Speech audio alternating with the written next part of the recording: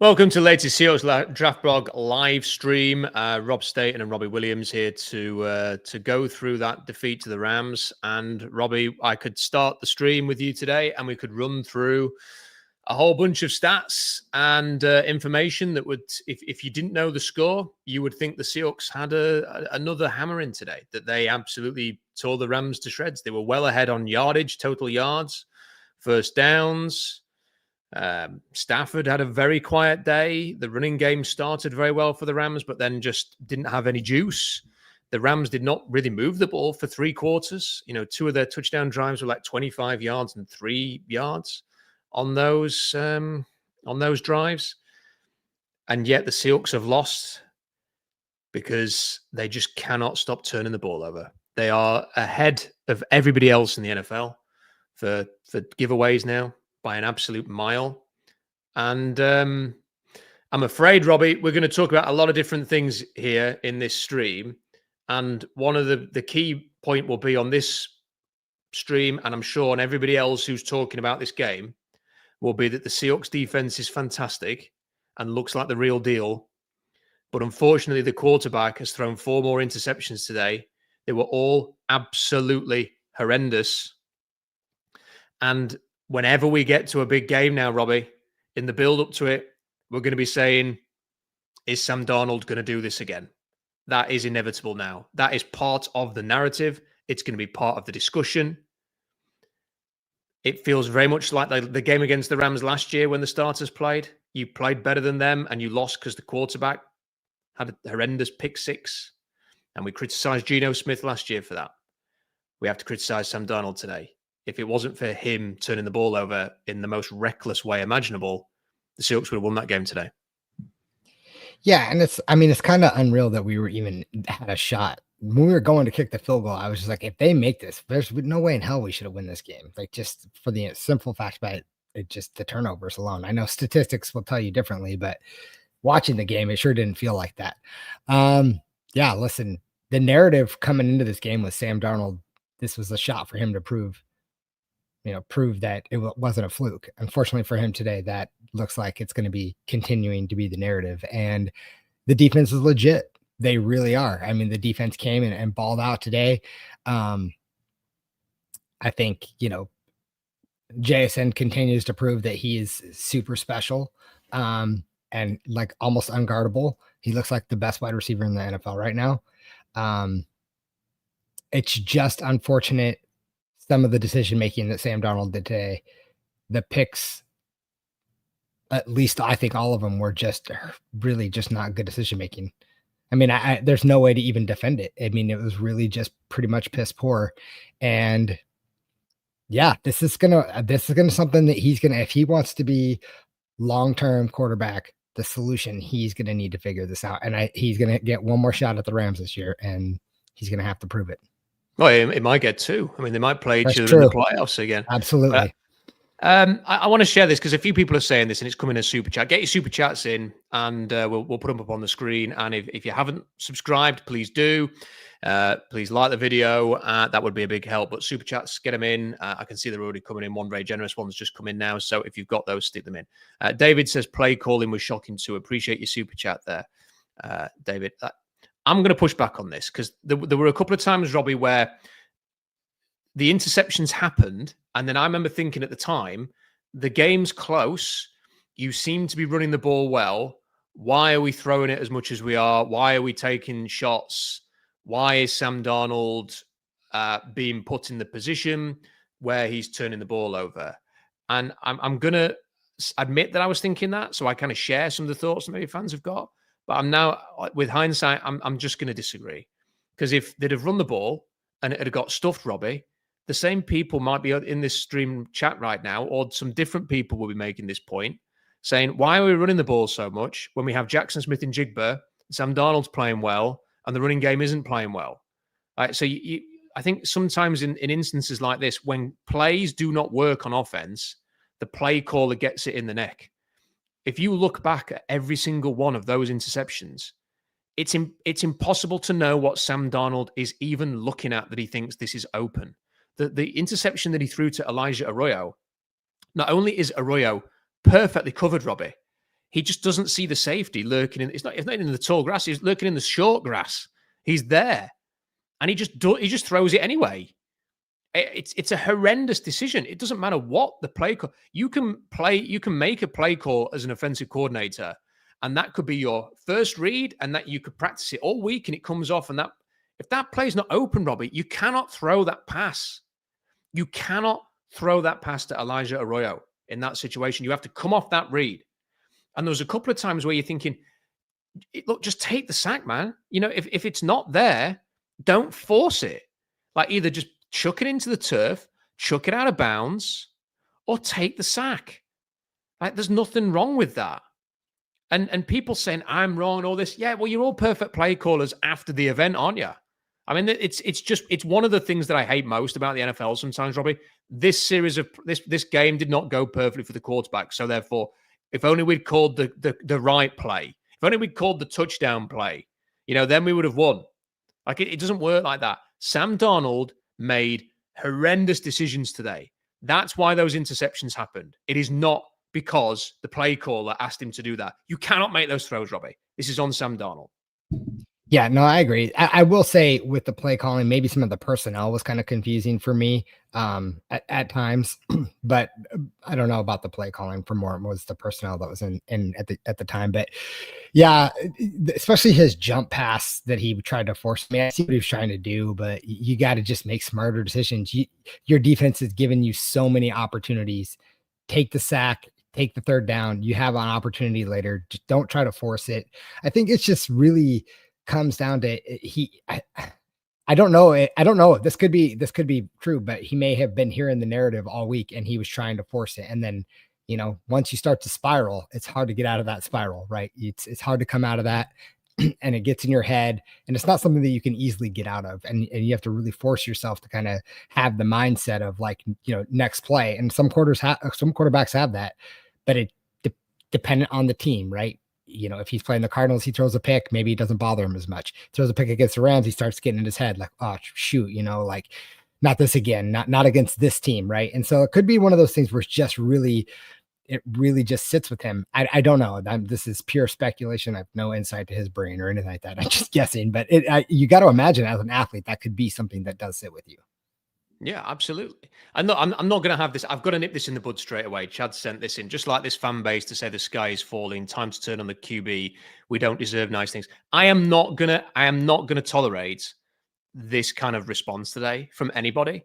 Like it's okay to talk about negative things about your football team. When the quarterback throws 4 interceptions, it's okay to talk about it and not be like, oh, well, never mind. We'll just get on to the next game. We'll talk about the positives, the way that he came back. We'll talk about the defense. We'll talk about all those things. You cannot have a proper adult conversation. You cannot be an adult human being and not talk about the 4 interceptions in this game.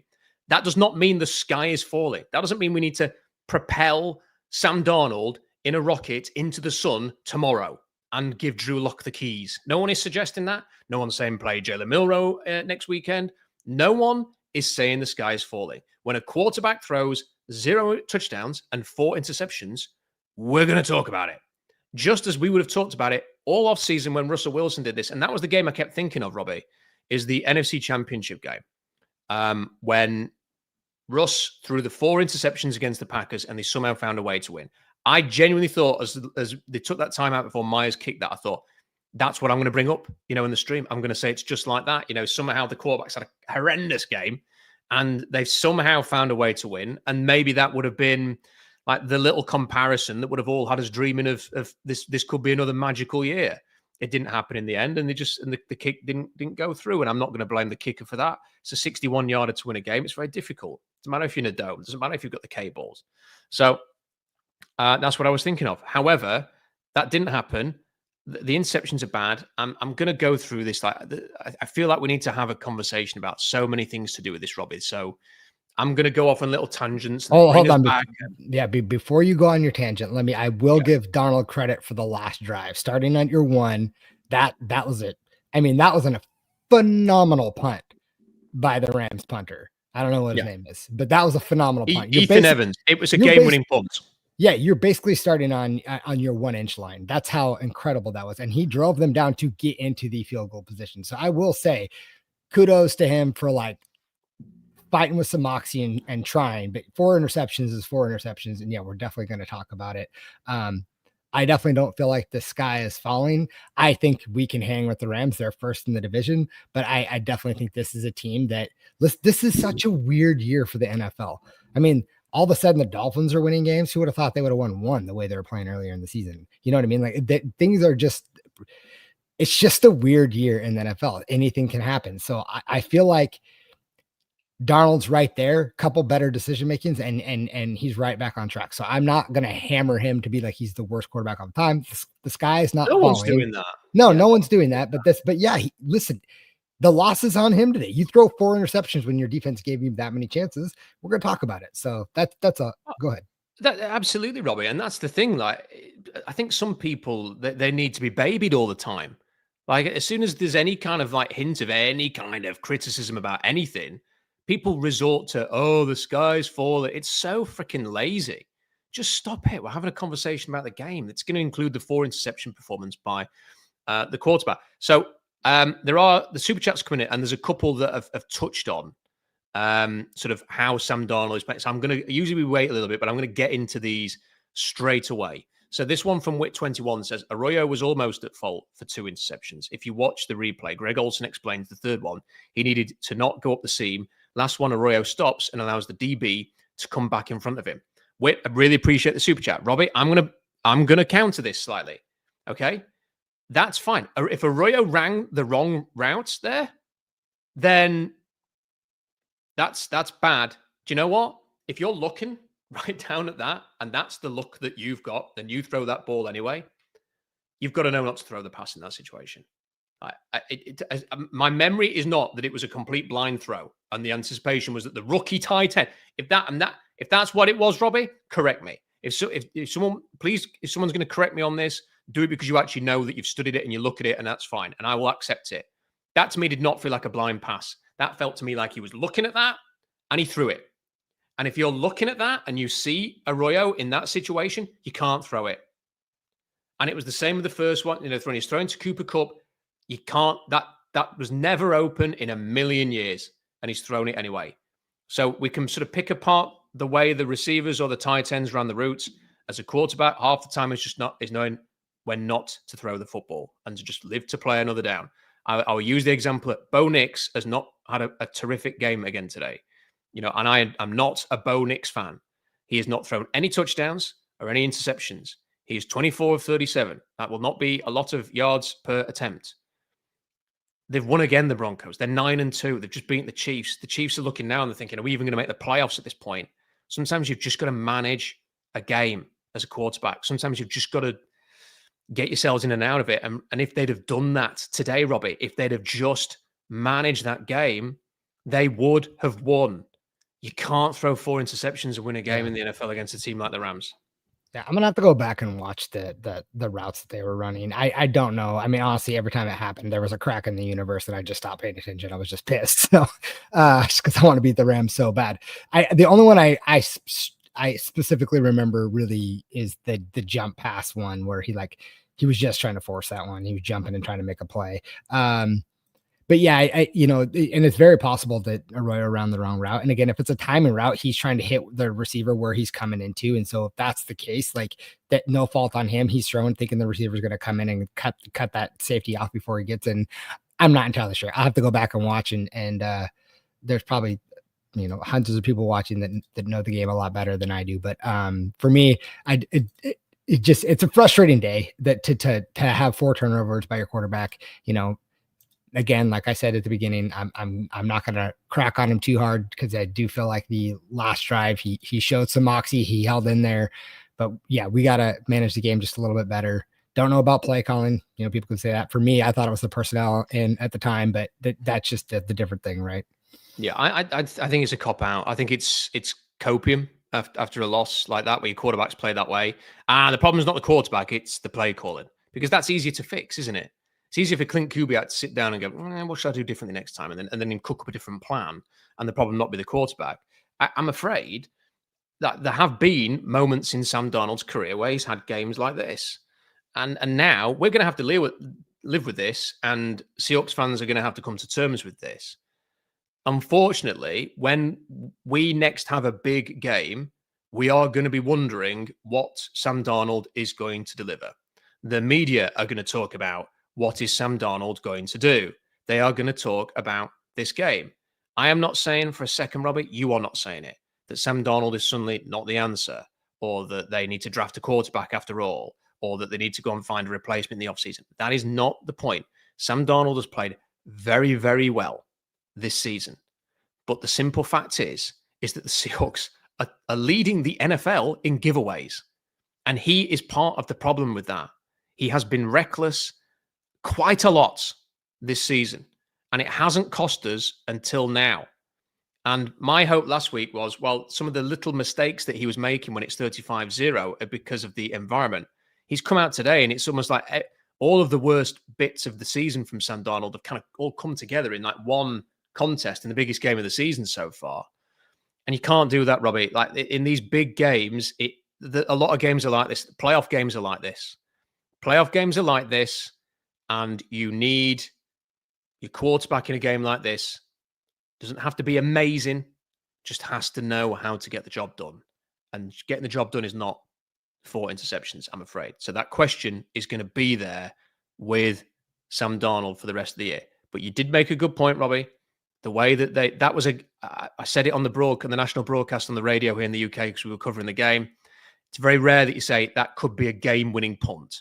I felt that was a game-winning punt. I think when you put the Seahawks on the 1 yard line, if that crosses the line, Robbie, and goes back for a touchback, and you put win that game on the 20 yard line, we win that game. I mean, first of all, you've not got as far to go, which is the obvious point to get into field goal range. But you also haven't got the pressure of crap. We need to get off the 1 yard line to get this drive going. So the first pass to, I think it was Barner, wasn't it? That is basically designed to give you a bit of breathing space. And it ate up about 30 seconds to get that play done and then get back into position for the next play. But there aren't a lot. They're going to protect the sidelines at that moment. They're going to leave the inside open because they don't want you to go outside, get 5, stop the clock and get moving. So it's really difficult. It was going to always eat up a lot of clock trying to get off your 1 yard line. That punter, and people were saying special teams could be a difference on the day because the Rams special team's not good, Seattle's is. That punter deserves it. I'd be shocked if he hasn't got a game ball afterwards in the locker room. If Sean McVay does all of that, that is an unbelievable punt. And even then, the Seahawks got into an area where if it was a 65-yarder, 70-yarder, Robbie, you sat there and you're thinking, he isn't getting this. It's a shame. The game's lost. He's missed a kick. Yeah, I was expecting that. For them to get into position where you kind of had your fingers crossed and thought, what if? Maybe it could happen, is full credit to this team. And that's why there are so many positives about this. This is a good football team. The Seahawks have a really good football team. And they should have won that game. And they should have won against the Buccaneers. And they should have won against the Niners in week 1, Robbie. Why didn't they? Turnovers. Some unlucky, some not unlucky. Yeah, got to win the turnover battle for sure. Don't even have to win the turnover battle. You can't have as many as they have. Yeah, that's true. That's true. Yeah, and the defense gave them plenty of chances today. I think that's part of the frustrating part is how well the defense played. I honestly expected that. I expected the Rams to put up more points. I thought it was going to be kind of a shootout, and it wasn't. So. I mean, we're getting into weird territory now when people in the chat are saying it's Robbie Oots' fault. We can call a spade in this regard. The quarterback plays better there. I mean, like at least one of the interceptions, I think it was just one actually, was in field goal range. And it's little things. It might have been the third one where he kind of forced it a little bit. You're thinking, oh, man, like just don't do that. And then you maybe win the game in that situation. Of course, we have to accept the Rams were playing with a lead throughout. And if they had to chase the game, Robbie, maybe all of a sudden Stafford, sticks his chest out, comes out all guns blazing and slices and dices you up. But they managed the defensively they managed the Rams very, very well. Do you know, it pisses me off that the Broncos have won again, Robbie. It just does, because they've got a great defense. They're like Seattle, but like Sean Payton's been calling crap game every week that I've watched the Broncos. The Broncos went to play the Jets in London and stunk the whole place out. We should have sent them both home at halftime, back to America. And then they had no business beating the Giants. The Giants completely caught that one up. They were awful against the Raiders, and now they're beating the freaking Chiefs. And the Broncos fans are going to be on cloud nine all bloody week. And do you honestly see them having any chance in the playoffs? Like, if they played Mahomes again in the playoffs, I would back Mahomes to win that game 8 times out of 10. And yet I want to be in that position. I want to be the team that has found a way again. And the Seahawks have found a way to lose 3 big games against 3 important NFC teams, Robbie. Niners, Bucks, Rams. The big games, your biggest games of the season. Is it fair to say, is that a fair criticism, that the 3 biggest games of the season, they've lost all 3 so far? Yeah, I mean, I originally thought that Bucks game was the big important one. That's the one I was like, it's going to tell us what kind of team it is, and especially playing at home, and we lost that one. So that was super frustrating for me. I was nervous going into this game, going into LA. I know we've been good on the road, but just something about the Rams, it just didn't sit right with me today. So I was nervous about this one. I mean, honestly, though, if I'm being honest, I have more confidence in the team now than I did before the game started. And I know that sounds super weird, but I'm going to tell you why. First of all, the fact that the defense played the way they did tells me that they can go anywhere and play against any offense, and they're going to be able to hang. Okay, that's number 1. 2, we had 4 field goals that if just one of them would have been a touchdown, just one, we wouldn't have been in the position that we were in at the game, and we wouldn't have tried to have that field goal. Even with the 3 or 4 interceptions, if one of those would have been a touchdown, we put more points on the board, we're winning that game. I just, there are little things, right? There's just little things that you can switch, right? And you can call that play calling, you can call that on personnel, you can call that on whatever you want. Just little things to fix. I have more confidence the team can do that. And again, like I said, this just feels like a very weird season. Oh, I'm trying not to read the comments very much, but somebody just said something that just kind of popped my eye. The Zable injury does bother me. That worries me big time. Yeah. That's a way to go. I mean, I didn't study the left guard position in that final drive, but I did see at least one play where I didn't even see who replaced him, frankly. At that point, I was just thinking... It was Christian Haynes. Well, what I was going to say is that the guard who was playing there, I just saw him getting absolutely beasted up front, and was thinking, oh, great. I mean, when your left guard goes out with a knee injury and he's on the floor and he's grimacing, and I'm worried about that. The fact they didn't go back in, because Zable comes across to me as the kind of bloke who, if it was just a banged knee, he would have been out there playing through the pain. And I'm priming myself, Robbie. I have no idea what the injury is, so people don't get too downhearted when I say this. I'm priming myself for that was a torn ACL or something tomorrow, and then he's going to be out. And then the worry is then that I mean, ACL injuries, they recover a lot quicker these days. They're not what they used to be. But you're not. He's probably going to be training camp when he's back, if that's what it is. Just got to hope that it's all the other teams seem to have these things where it's not as bad as we thought, and they'll be back in a couple of weeks. And the Seahawks never seem to have any of those. I'd love them to have one of these. Obviously, the Niners have had loads of those kind of injuries this year, so they're going to happen in the NFL. But if Christian Haynes has to play the rest of the season at left guard, no.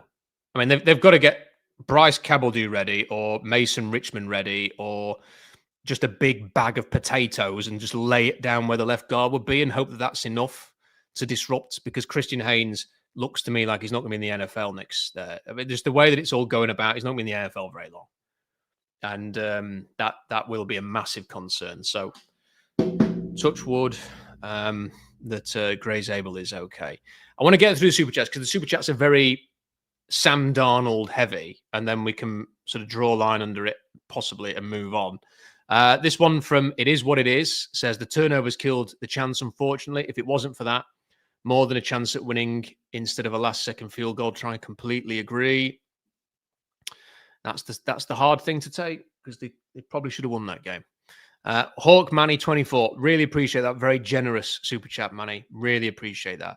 Does it feel to you like Sam is trying to force throws to make hero plays, or is he not seeing the field and defenders? I think that's a good question, Robbie. And I was contemplating that during the game. I have felt all season, I perhaps haven't voiced this very often, but I've kind of felt, wow, like he's a gunslinger, Sam Darnold. Like he takes chances. Like he's fearless. He's throwing over the middle.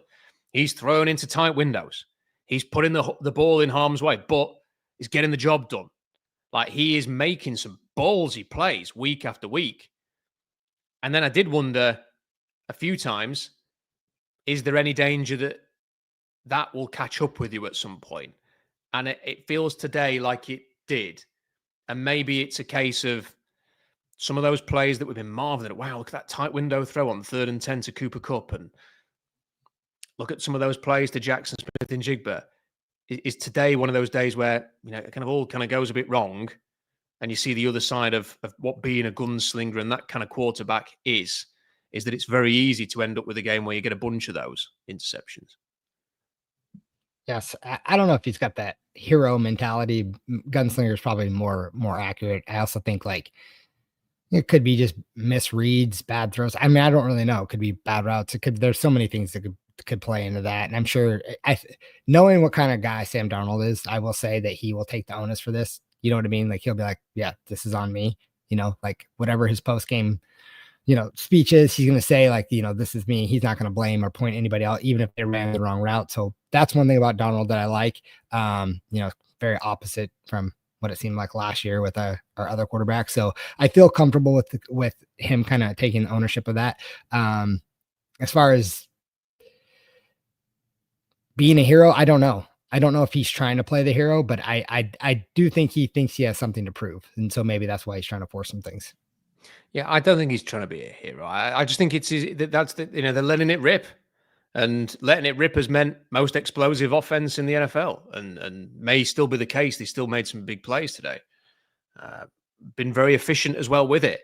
But to me, he has sort of that. He is a classic gunslinger, and I don't know. Maybe this is just a lesson to be learned, and we'll all move on from this. And it's great that it happened today, Robbie, rather than in the wild card or in the divisional round or whatever. And that's always this kind of silver lining. The sooner it happens, the sooner you can remedy it.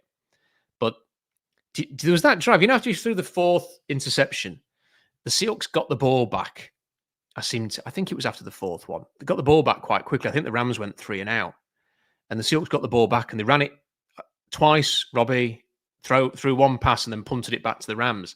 And I couldn't help but feel like, there's 9 minutes left and you're now adjusting your play calling because you don't want to turn it over again in the passing game.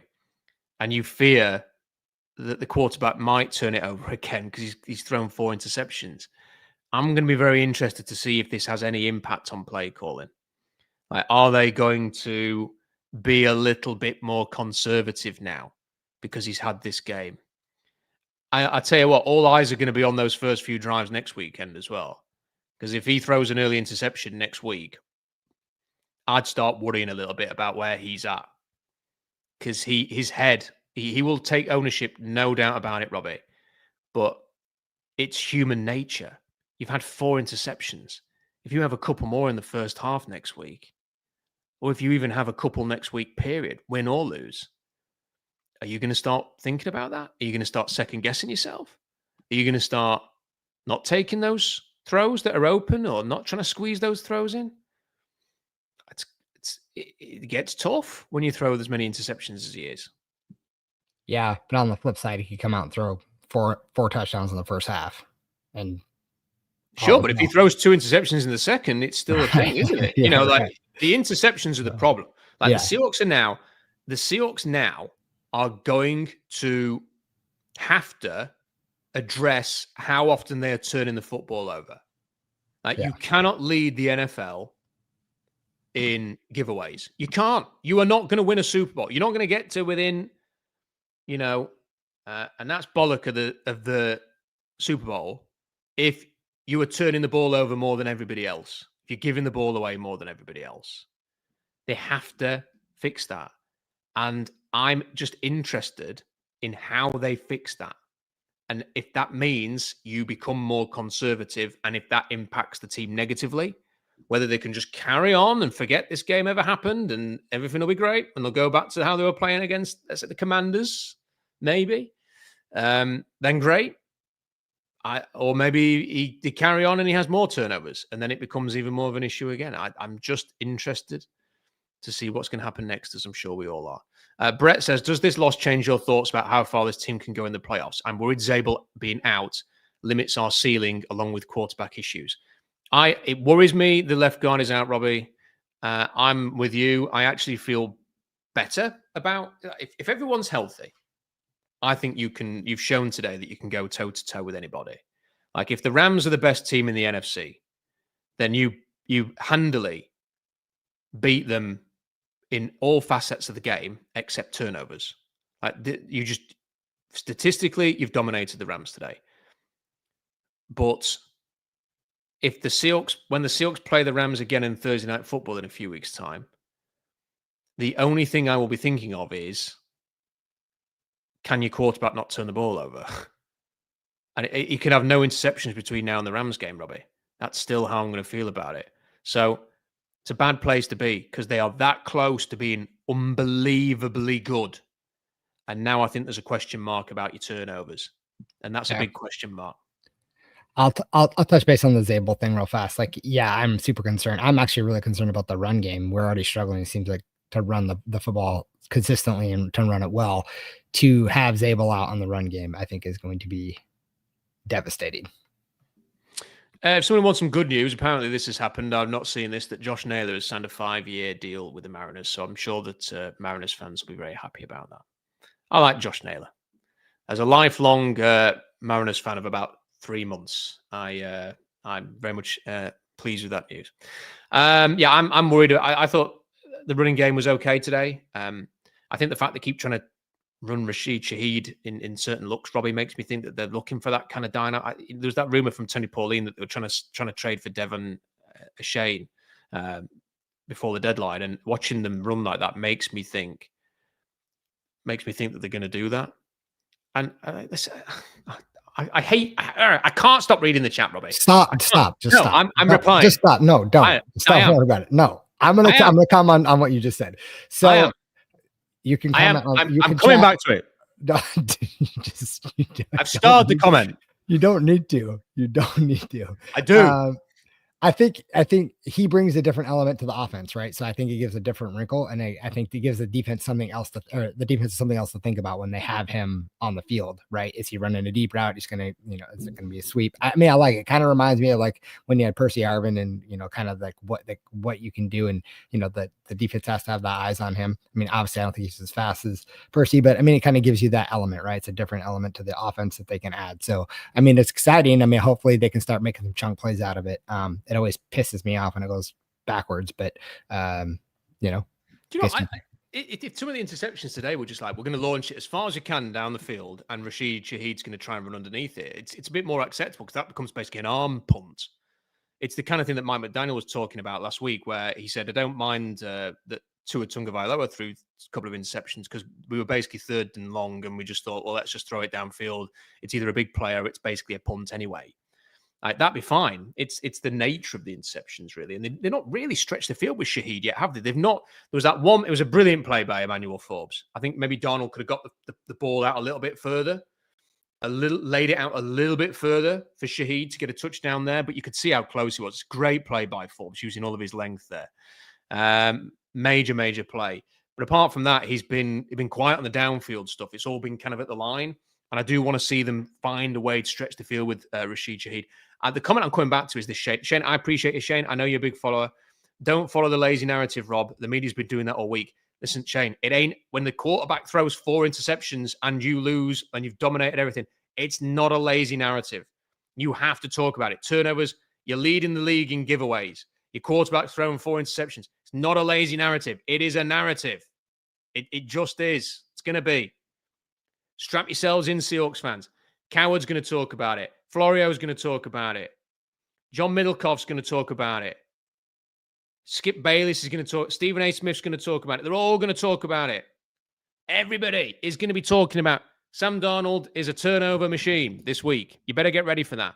And they're going to accompany that with the defense is amazing. And it's not a lazy narrative until he proves that it's not true. And that means not doing what he did today in a big game, or not losing against the Niners, Buccaneers, and the Rams with turnovers at the heart of everything. I really hope he does it. I really like Sam Darnold, and I really like the way he's playing, but it is what it is. We have to talk about it. Martin says, I would give Sam Darnold a break on the first interception, as I thought there was an obvious defensive pass interference on Cup that wasn't called. The others were a shocking decision. That was brought up by the producer on the show that I was doing, Robbie, that it looked as if there was a hold. Yeah, I did see that. But I still thought it was a crap throw, a crap decision. So I kind of like, in my own head, I was like, yeah, possibly, but I still don't really like the decision. So, and then he kept throwing them. So I'm not going to let him off the hook. Jason says, Sam traded holding the ball, 9 sacks versus the Rams last year, for rushed throws and interceptions this year. He must throw the ball away. I mean, that's the problem. Again, Robbie, I think all of the interceptions were from the pocket, which makes it very hard to throw the ball away. Jason, really appreciate the super chat. Thank you to everybody who's sending them in. We've still got a few more. When you are throwing from the pocket, Robbie, it's harder to just throw it away, isn't it? Because you either have to ground it to someone in the vicinity to avoid the grounding play. Well, that's it. You have to throw it to someone to avoid the grounding. That's as simple as that. And if you're under pressure, that's not always the easiest thing to do. The third one was the one that bothered me the most, because it felt like just take the freaking sack, or, just get the ball out, or just do something other than jump in the air and throw it straight to a Rams defender. Like, that was the one that really bothered me the most, especially because I think that took 3 points off the board there, Robbie. So yeah, I mean, it has been 37 minutes of Sam Darnold talk so far. We are going to talk about other things, but the super chats, that's what the direction they're going in. Nico says, if Darnold keeps turning it over in the biggest games, the narrative that Seattle got a steal might change and Minnesota will look like the smart ones. Well, I don't think the Vikings will look like the smart ones, Robbie, because JJ McCarthy is not very good.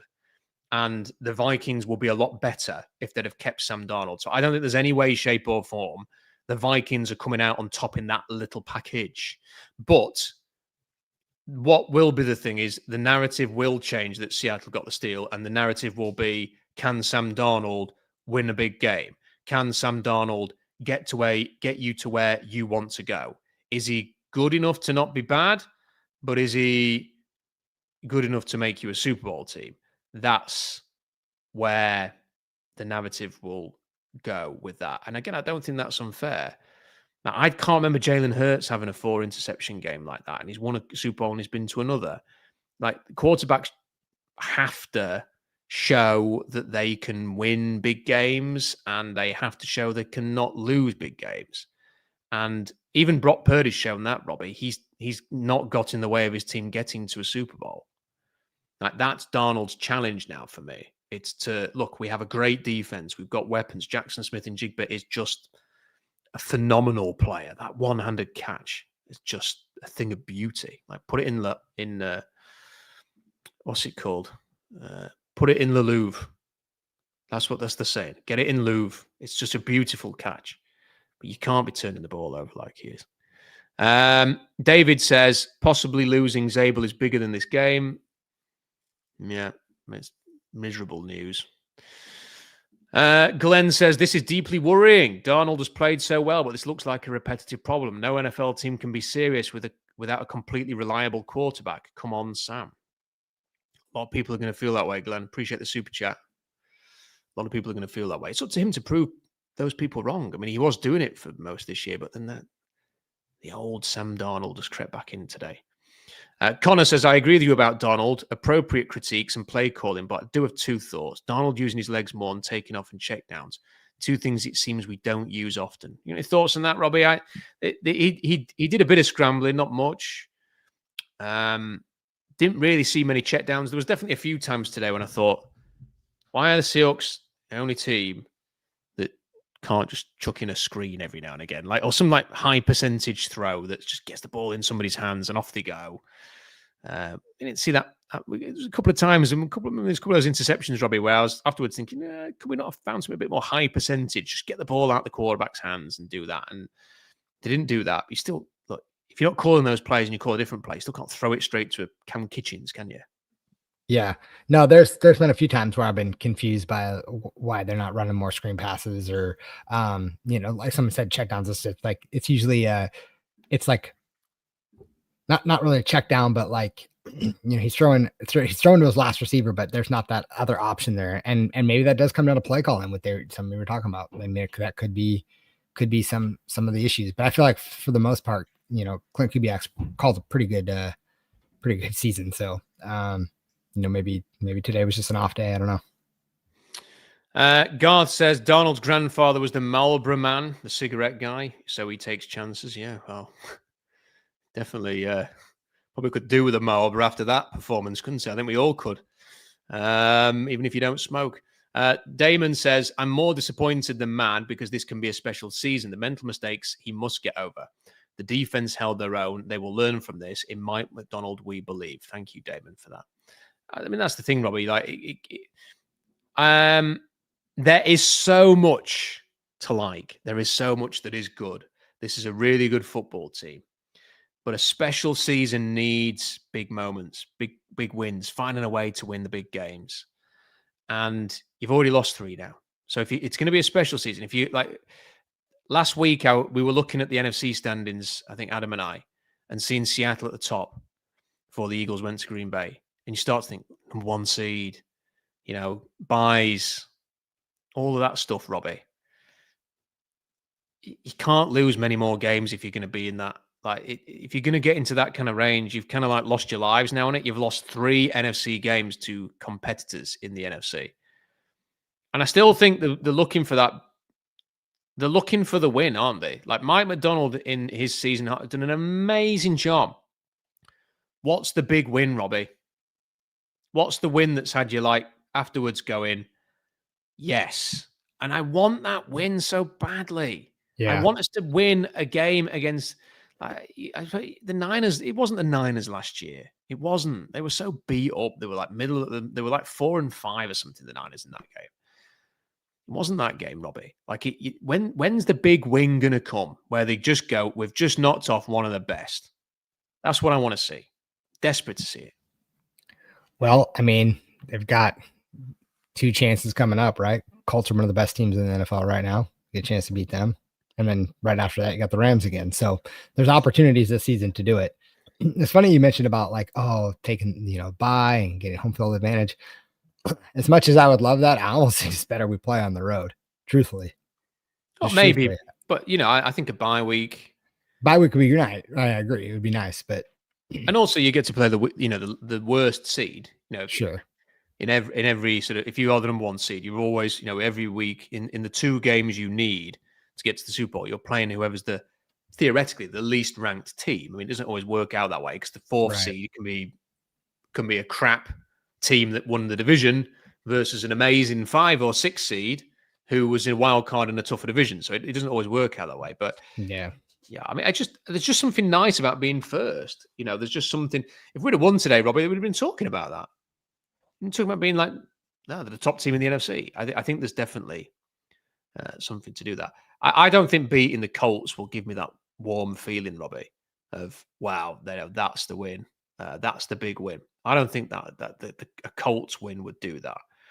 I think a Rams win would, but you play the Rams so many times, it's hard. Robbie's getting a little moral support there from my rants here, Robbie. Yeah, the boys are down. Got both of them down here now. Well, listen, I just think beating the Rams, yes, would definitely be that. I just want to see. I don't know. I don't know what I'm looking for. This felt like a big game. This felt like the one. No, I get what you're saying. You want a signature win, something that kind of, that just like stamps that mark, like we're legit, because we've been winning so big the last couple of weeks, but you just think like, wow, the Cardinals kind of suck. And, who else did we just beat? Oh, the Commanders, like they're beat up. They don't have Jaden Daniels, I mean, like for a little bit, it's just like, it's not the same. Right. And you want to go out and, beat a quality team that's like predictably the number 1 seed. And it's like, it reminds me of when the Seahawks and the 49ers were kind of like, which team was better. And the 49ers always just kind of seemed to have the edge until that, until the NFC Championship game. And you just proved it there, right? And I don't know. I think there's that you just want that signature to win to kind of fill that stamp. And then you want it from Mike McDonald too, because like that gives him that the credibility, right? He's doing a phenomenal job, right? I don't think anybody will question that, but you got to win a big one. Got to win a big one. No, everyone's doing an amazing job. It's just, I think you do need to see sort of like, and look, here's the other thing. This is the other side. I'm arguing against my own point, I suppose, here. Robbie, the Chiefs never beat the Bills in the regular season. They just don't. They lose to them every time. And then they beat them every time in the playoffs. It's just the way it goes. Josh Allen beats Mahomes in the regular season. He did it again this year. Mahomes then beats Josh Allen in the playoffs. It happens. Mahomes may not be in the playoffs this year, but Josh Allen would be very grateful for that. That's the way it can work sometimes. The signature win could be in the playoffs, but they need the signature win, in my opinion. Noah says, if anyone needs a pick-me-up, Josh Naylor is back. Yep, that's the good news for sports fans in Seattle today. Re-signed with the Mariners 5-year deal. David says, I saw design routes, non-screens to K9 for the first time this season, I recall. That can help extend drives. Agree with that. That was good to see at times. They've added another body to the rotation at running back now. George Alani seems to be getting more work than he has been getting. So I don't know how I feel about that. Damon says, I'm worried about Sam's psyche. This is why, even though they signed Sam as a free agent, they still drafted a quarterback. I will give Sam time to prove his mettle. Yeah, I agree with that. I still insist, Robbie. I think you have to keep drafting quarterbacks. I'm not saying that you have to do it this year because it's craptastic. I mean, the whole draft is. There may not be a quarterback worth drafting next year in the spots where you pick. But I do think you have to keep adding talent at that position until you find the guy. And if the options aren't there, the options aren't there. I have no problem with that. I think that's some of the debate with this sometimes is they don't take one. People complain because they want this magical quarterback to be there who they can draft. And there's no point wasting a pick on somebody you don't believe in. But I do think they have to keep adding because, like games like today, if that's repeated in the playoffs and you lose, you are going to be wondering, is this guy the long-term answer? I think it'd be savvy to keep looking at that position. But, it's just a freaking shame we have to be talking about this. Like, Sam Darnold's played so well, but we're unavoidable, Robbie. It's just such a shame today. Today is a shame. It's a shame that everything happened in that game. That we should be sat here now and maybe it's just Josh Myers kicks every single effing point in that game. And we just sit here and go, "Whoa, that was great. We kicked away." It was like watching a Big Ten game with Iowa involved. Like, who cares? Like, it wouldn't have mattered because the defense and everything, and they moved the ball quite well at times. And instead, we're like presented with this big fat elephant in the room. The elephant is not going back out the door now, I'm afraid.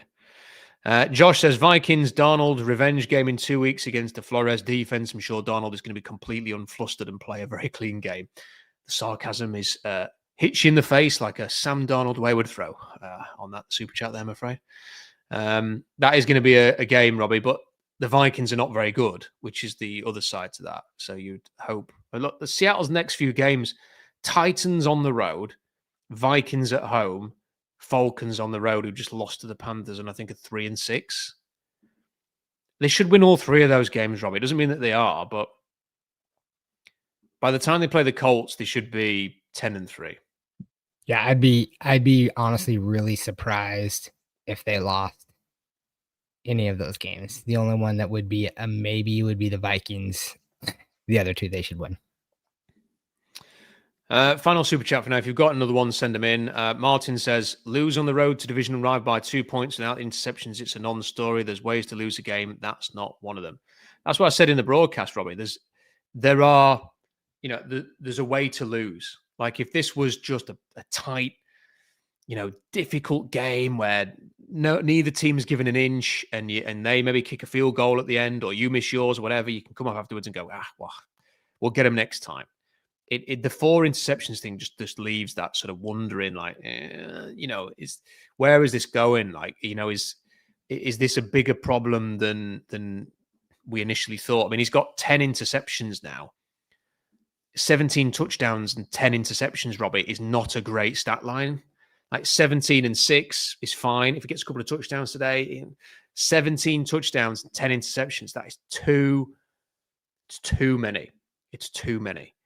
And I'm looking through the stats. Like, they didn't get much pressure on Stafford today. Like, they didn't get a sack. They only had 3 tackles for a loss.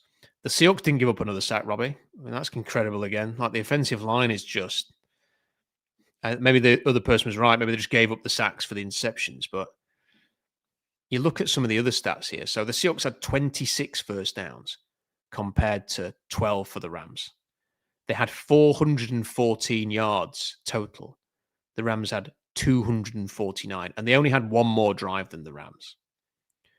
Matt Stafford had 130 yards passing, or they had 130 passing yards in the game.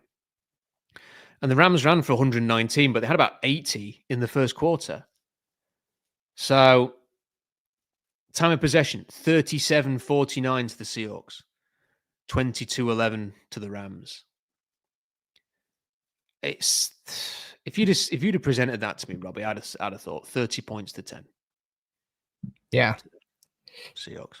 The other thing I'll comment, and now that I'm over here looking at the stats, I remember the Rams, they went for a lot more on fourth down. And they seem to have a little more moxie on that. And there was a couple times where I was like, man, it sure would be nice just to go for it here.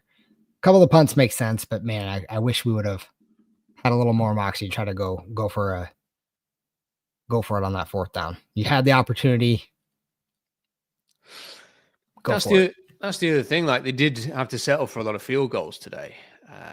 Like, if they scored a touchdown right before half time, that maybe they win the game. That's what I'm saying. You gotta say, at that point, you just gotta take a chance, right? I mean, maybe turn that. I don't know. Take the chance. I don't know. You could turn that 3 into a 7.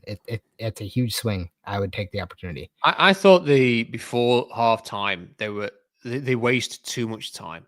I know you don't want to it's so important. It's difficult. I'm not criticizing the team because you do not want to let the Rams have the ball again. You really don't. You want to end the half, go in, get the ball again to start the second half, and go. But it felt as if they were letting the clock run down and like saying, well, we'll just kill 10 seconds here and then take a timeout. And then it kind of stopped you from being able to run the ball at the end. I kind of felt like you can still kill time because they didn't have any timeouts, the Rams, by running the ball and by getting the ball into your receiver's hands, not stopping the clock. You stay in bounds. You can sort of attack in the red zone without necessarily having to throw and do all of that. So I wasn't that crazy about the way that they handled that, but I'm also kind of semi-understanding of it all. I understood why they kicked the field goal before halftime, because what you wanted to do there, Robbie, is come out after halftime and get the touchdown drive going, but they didn't. They threw an interception instead, and then they got the ball back, and then I think they got another field goal after that. It's just so many little moments like that where you think, and that's the thing. I don't know how easily I will sleep tonight, Robbie, because I'm going to be remembering things about the game, and I'll be thinking about things about the game.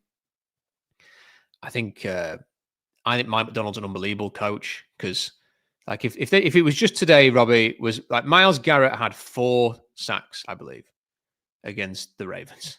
Like Lamar Jackson is really difficult to sack, and Myles Garrett had 4 sacks. I think he has 15 for the season. Like, he may well break the record for sacks this year, and all power to him for breaking the sacks. You have not had any sacks today. You have not had a crazy turnover. You have not had a bad performance from Matt Stafford. You have excelled on defense because of your team defense, your scheming, mixing your pressures with your coverage. That's down to exceptional coaching and execution by the defense. Not always. There was at least one play, I think one of the touchdowns, where you're thinking bad missed tackle, Reed Williams was jogging, stuff like that. But the defense looks brilliant. And it makes you feel very confident about the head coach. But I'm going to bring this up, Robbie. McDonald is 1-7 against NFC teams with winning records. That has to change. Like, we can't be the team that hammers all the crap teams, can we? It's okay. Like, yeah, we've hammered the Saints, we've hammered the Cardinals, we've hammered the Commanders. I think the Pittsburgh Steelers are not very good. You beat them quite easily in the end. But you know what? We're going to lose to the Niners. We're going to lose to the Buccaneers. We're going to lose to the Rams. It can't be that way. That's got to change now. Any thoughts? Yeah, I'm actually just sorry. I was looking up to see what the Vikings record is. So yeah, they're 4-6. So even if we beat them, that's not going to be much of a win. Falcons are 3-7. I mean, your next opportunity to get a win is going to be against the Rams again, who have a winning record. I mean, you can play against the Colts, but they're in the AFC. So yeah, I mean that's a very frustrating stat to know, right? Like, it's like that can be that's concerning for sure. Well, that's it. Like, he's only going to have two opportunities between now and the end of the season with the Rams and the Niners to address that. Yeah, because the Vikings are not going to have a winning record when you play them. The Falcons probably aren't. No, they aren't. They can't, can they? So, and the Panthers may. Well, the Panthers may have a winning record by the time you play them. I don't know who the Panthers are playing between now and then. So that's a chance. But they do have a winning record right now, and they play the 49ers next week. Then they play the Rams. So no. Then they got the Saints, the Bucks. So 3 of those teams are really good. Yeah. I'm not fancying the Panthers' chances. So they play 3 of the teams that we beat. They're lost to. So yeah, in 2013 it was like that was the thing though. Like, the Seahawks, obviously in 2013 the Seahawks beat the Niners in week 2. Yeah, that was the build to that game. It was like a Super Bowl in its own right. And the Seahawks beat the Niners there. Can you remember the New Orleans Saints game on Monday Night Football? That was like the 2 teams that were contending for the number 1 seed, and the Seahawks just blew them away. Yes, they lost to the Colts early in that season. They lost to the Niners as well. I can't remember who the third loss was to.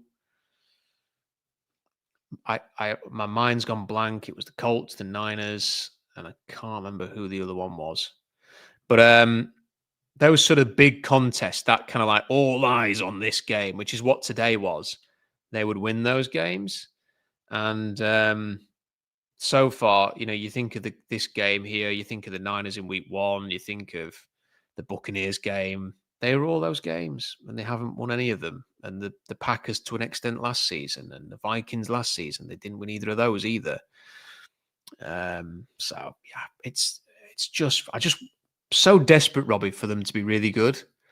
I want to, and I do believe in this team, but the quarterback throwing 4 interceptions just makes you, it just puts so much doubt in your head. Like, if it was 2 interceptions, I don't think it'd have mattered as much. It's 4. 4 sounds bad, doesn't it? 4 sounds really bad. Yeah, it sounds bad, and it also feels bad. Let me put it this way, Robbie. If Geno Smith had thrown 4 interceptions in a game last season, you know what the reaction would be. Oh, 100%. And you and I were not big Geno Smith fans at all. I much prefer Sam Darnold, and I think Sam Darnold's a better player. Yeah. But if Geno Smith had thrown 4 interceptions, we would have been on here afterwards going, this guy has got to go. Yeah. And the fan base would be saying it. You can't pretend, you can't run away from the Darnold doing it. Right. Well, I will comment on that. You said something like, great quarterbacks don't typically throw four interceptions, but I mean, Brett Favre definitely did. I know Aaron Rodgers did. Peyton Manning did. It does happen, right? I know that. It's the problem is the narrative with who Sam Darnold is, and the fact that he last season had the same issue against the same team. Like, this is why it's a problem. I think he's going to bounce back. I'm trusting that he is the quarterback that can do that, because I really like him, and I think I like his personality. I kind of dig the gunslinger mentality. If that's what it is, then I'm fine with it, as long as he can get into those windows and maybe pull it back when he has to. But yeah, I'm here for it. I'm actually having a look. I've gone down the I've gone down this rabbit hole. So most interceptions that Brett Favre threw in a game, Robbie, was 5 in October 2005. So he was still with the Packers. He wasn't with the Vikings or the Jets. He had 5 interceptions in a game, Brett Favre. That happened once. And he had 4 interception games, 1, 2, 3, 4, 5 times. So he had 5 games like this. In 4 of those 5 times when he threw 4 interceptions, he only had one touchdown, and in 1 he had 0. So Brett Favre has had games like this, basically. All of those games happened when he was with the Packers. The most interceptions he had with the Vikings was 3, and he did that, by the looks of things, 3 times. And he's had a lot of 3 interception games in his career, a lot, looking down this list. But 5 once and 4 5 times. So he did that. Aaron Rodgers never threw 4 interceptions in a game. He has thrown 3 interceptions in a game 6 times. And they were all with the Packers except 1. He threw 3 interceptions against the Vikings last year for the Jets, but he did have two touchdowns in that game. So it's one of those, like, it's different. There's ways of looking at it, Robbie. If Darnold had got 3 touchdowns and 4 interceptions, it didn't look as bad. 2 touchdowns, 4 interceptions. It's a no touchdown, 4 interception game that makes it all the worse. Who are the other ones, Robbie? Who are the other people that you would? Shall I look this up for? Yeah, look at like Peyton Manning. I'm pretty sure has. Okay. Peyton Manning. Most interceptions thrown by Peyton Manning. He threw 6 in a game. Christ. So he threw 6 interceptions against the Chargers in 2007, which is amazing. He had 2 touchdowns and 6 interceptions. Yeah. What was the score of that game? That's crazy. Like, it doesn't tell you the score on this thing. He had 4 interceptions, 1, 2, 3, 4, 5 times. See, so it happens, right? It does happen. Yeah. So it's not. He only had 1 game where he had 0 touchdowns, though, and 4 interceptions. That was when he was with the Broncos. It was the year when he couldn't throw. He had 5. He completed 5 of 20 passing for 35 yards and threw 4 interceptions. I mean, Robbie, I could have done that. I legit could have gone out there, thrown 4 interceptions, and thrown for 35 yards on 20 passes, and turned it over 4 times. I genuinely could have done that. I would have backed myself to give that a go. Is there anybody else? Actually, see how much Patrick Mahomes most interceptions, because he must have had at least 1 game, Mahomes, where Mahomes is 3. The most he's had in a game is 3. Anybody else? Russell before, because of the Russell's been for NFC. Yeah. Is there anybody else you can think of who would make us feel better?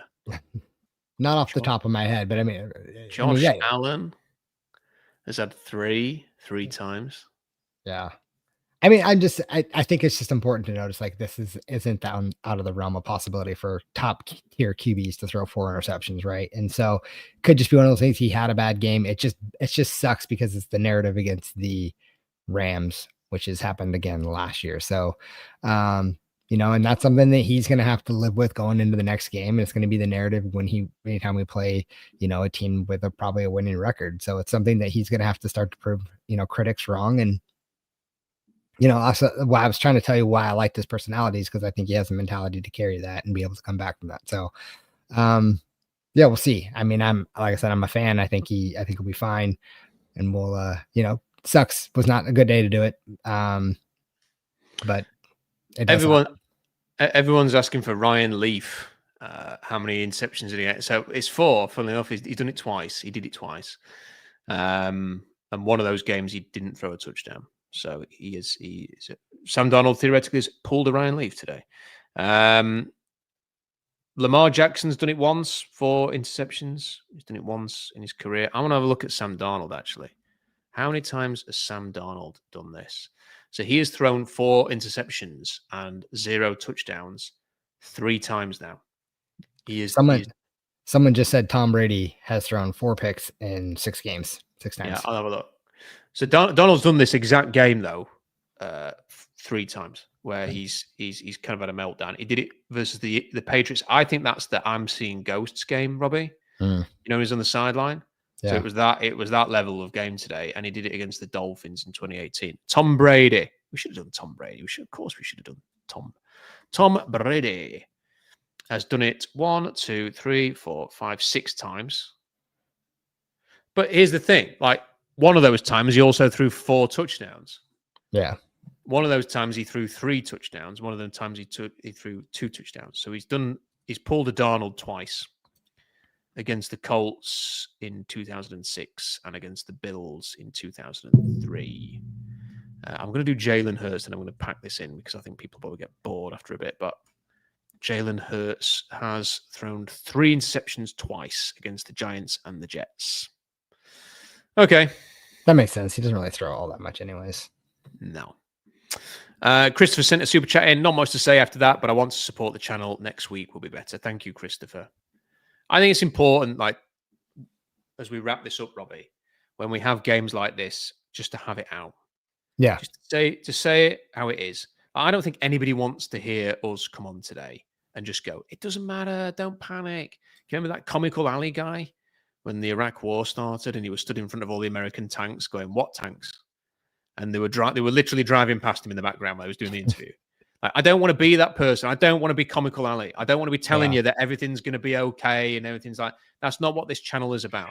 I don't think anybody was as positive as you and I, Robbie, during the summer about the state of this team and being optimistic and liking what they did. And, you know, I am happy to ride that train all the way through to the Super Bowl if it happens. I really like the direction of this franchise and I support everything that they've done.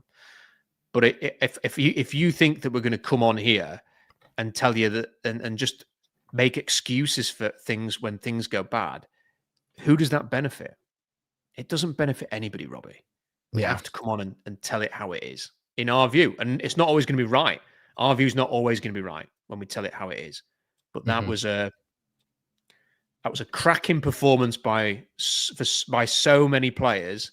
And then sadly, the quarterback's thrown 4 picks. I've no doubt he will bounce back from this and he's got the mentality to do it.